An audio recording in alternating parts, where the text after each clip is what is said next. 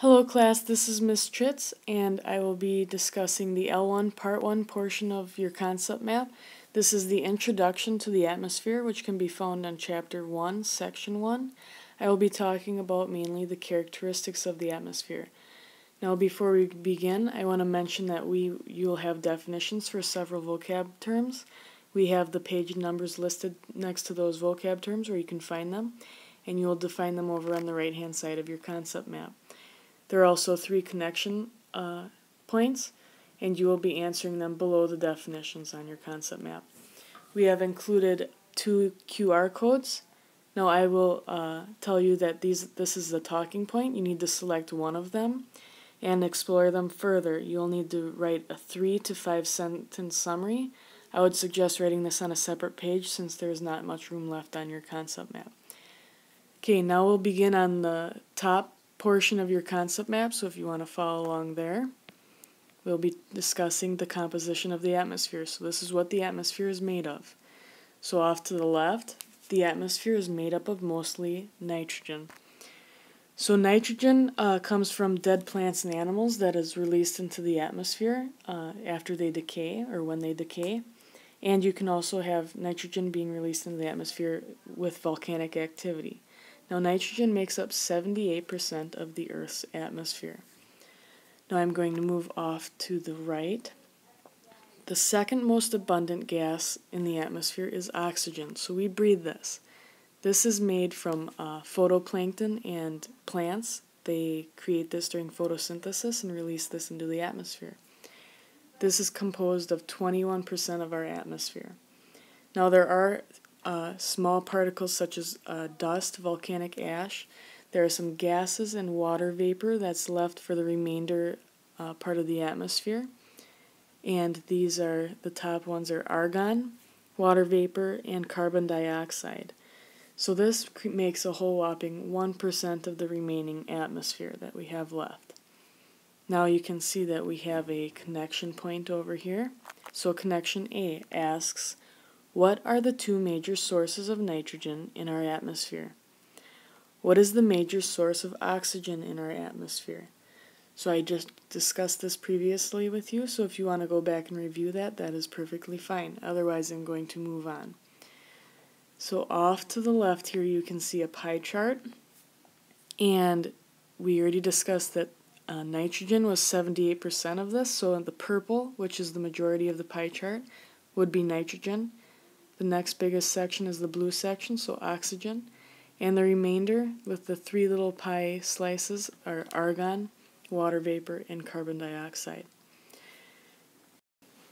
Alright class, so now we'll be talking about this right-hand portion of your concept map on the effects of composition.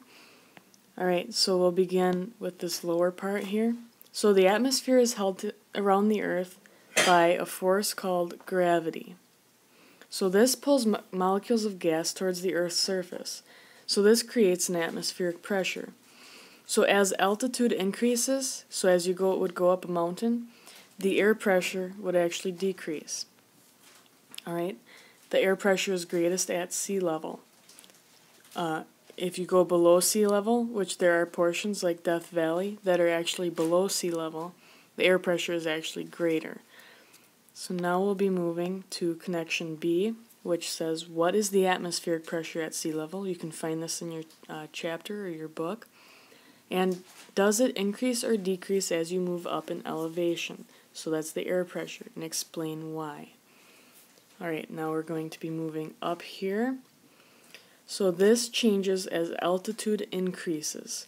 So the air temperature changes. In the troposphere, the air temperature will actually decrease as you go up in elevation. So if you would climb Mount Everest, it would be a lot colder up on top of Mount Everest versus at the base of Mount Everest. And this varies, air temperature varies with the amount of solar energy that is absorbed.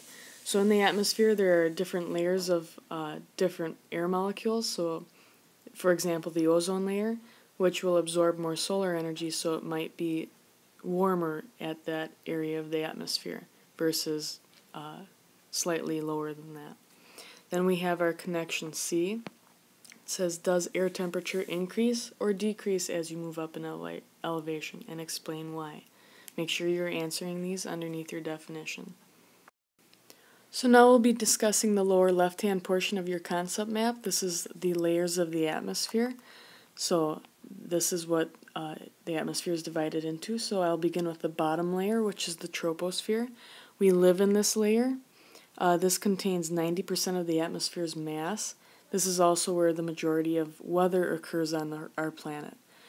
The layer above the troposphere is called the stratosphere. Now this contains the ozone layer near the top of the stratosphere. So the stratosphere will actually increase in temperature as you go up in altitude because of the ozone layer absorbing solar energy. The layer above the stratosphere is called the mesosphere. Now meso means middle, so that is why it's the middle layer. So that's why it's called the mesosphere. Now all of these can be found on page 8 except for this one. Next one is on page 9, which is the ionosphere. So this can be found at the top of the mesosphere or the bottom of the thermosphere, which is the next one. The ionosphere is an area where solar energy comes into our atmosphere, so on into our planet, and it actually knocks electrons off of oxygen and nitrogen atoms in our atmosphere, which creates the auroras or northern lights. So it creates the green and the purplish colors in our sky. So like I mentioned before, the next layer would be thermosphere. So the ionosphere is at the bottom of this layer. Now the thermosphere also increases as you go up in this layer. So this is the average kinetic energy of the particles in the thermosphere. So the particles are moving super fast. However, if you were to stick your hand out and the particles would hit your hand, it would not hurt. Now, this is different than heat. Temperature is the average kinetic energy of the particles. Right, that can be found on page 8. Now, this is the edge of the atmosphere. So once you get past the thermosphere, you're now into outer space. So now we'll move off to this diagram here. So the bottom layer again is the troposphere. So you're going to increase, and as you get into the next layer, which is the stratosphere, you will see the dotted line near the top of it, which is the ozone layer. That's where that can be found. The mesosphere, which is above the stratosphere, which is again the middle layer, and then you'll go up to see the thermosphere, and then you can see that the next layer is actually outer space. So we're done with the atmosphere. Now we have a picture down here of atmospheric density, so you can see that near the bottom in the troposphere you have many particles, so it's dense. It is also where the greatest air pressure is. You can see that all these gas particles are crowded down here, so there'll be more pressure. Up by the thermosphere there are many less particles, which would create less density and less pressure. Alright, so now you have finished the video, so when you come to class tomorrow, make sure that you give your teacher the peace sign. So you should all know what the peace sign is. If you do not know, you can ask your teacher. Otherwise, let's go over a quick review of what we learned.